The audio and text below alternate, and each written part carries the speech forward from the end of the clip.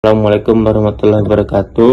Perkenalkan, kami dari kelompok 1 dengan anggota kelompok saya sendiri, Chandra Yogi Gunawan, Esa Rismawati, Sigit Minita Aditya, Kaherdian, dan Kurnia Fajar.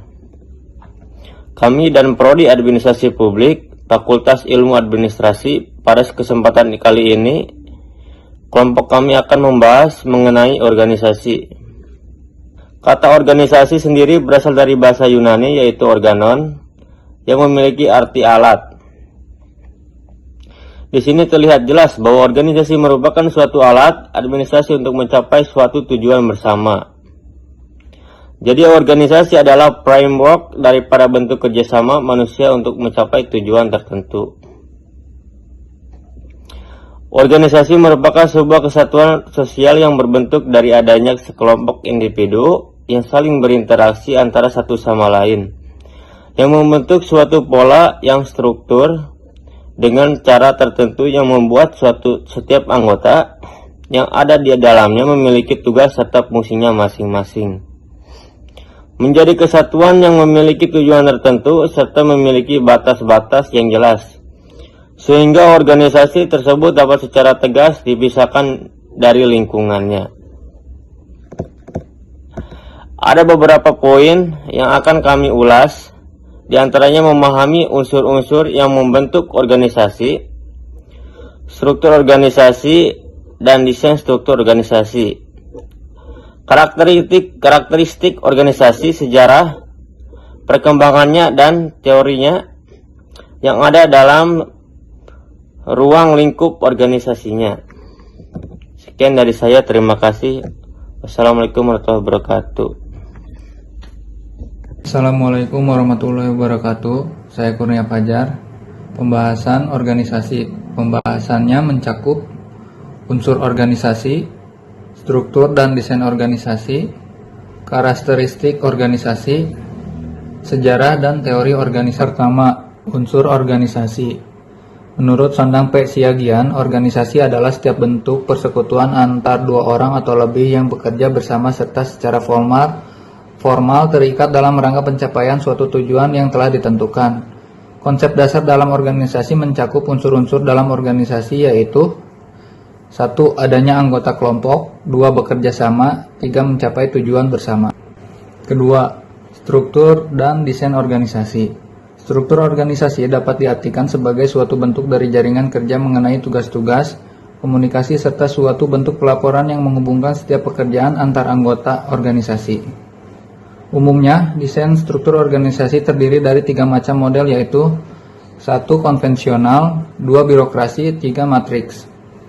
Konvensional, struktur ini memiliki karakteristik tingkat departementalisasi yang sederhana, mempunyai rentang kendali yang luas.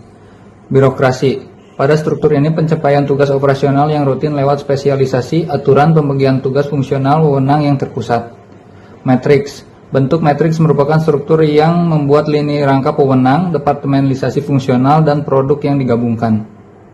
Karakteristik organisasi. Menurut Petriyah 2021, secara umum organisasi mempunyai 5 karakteristik utama, yaitu 1. Unit entitas sosial, 2. Beranggotakan minimal 2 orang, 3. Berpola kerja yang terstruktur, 4. Mempunyai tujuan, 5. Mempunyai identitas diri. Sejarah dan teori organisasi.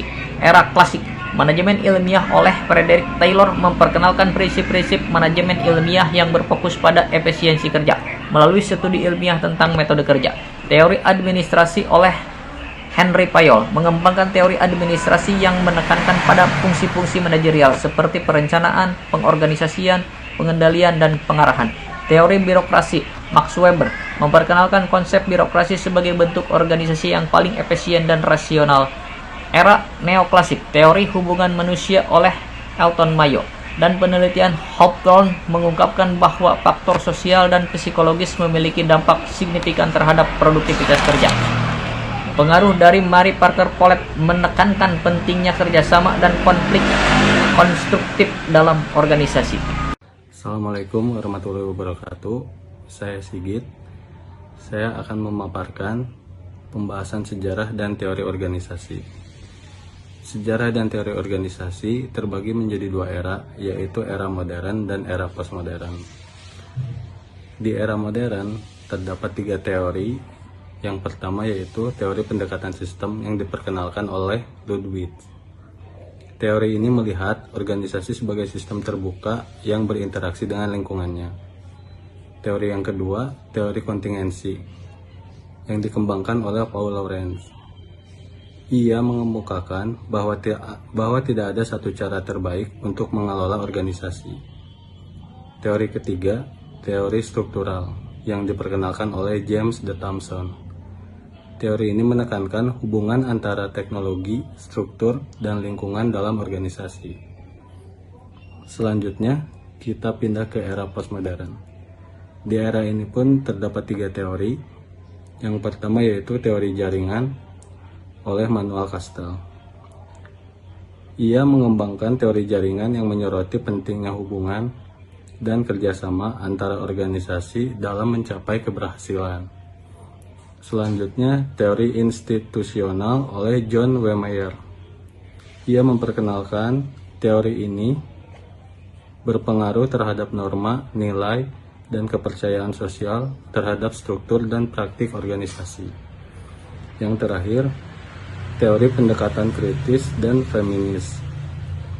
Teori ini menawarkan perspektif baru dalam teori organisasi dengan menyoroti isu-isu kekuasaan, gender, dan ketidaksetaraan dalam organisasi.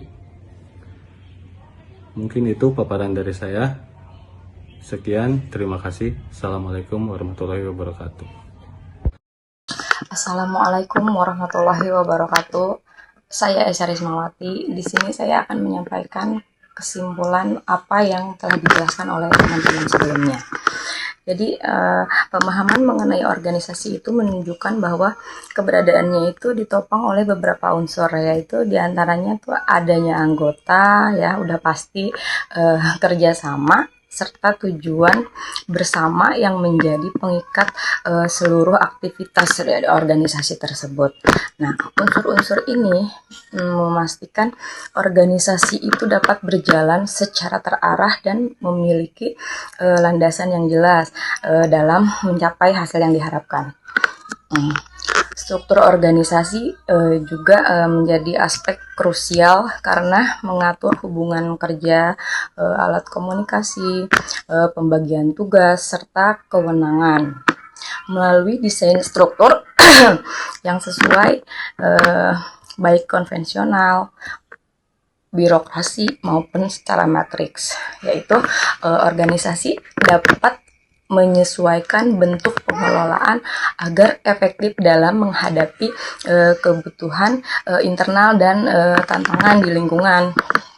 Diharapkan kajian tentang organisasi ini tidak hanya dipahami secara teoritis, tetapi juga dihubungkan dengan praktik nyata di berbagai lembaga agar mahasiswa mampu melihat relevansi dalam menghadapi dinamika administrasi publik. Pemahaman ini akan sangat membantu dalam menganalisis bagaimana organisasi dapat bertahan, beradaptasi, dan berkembang.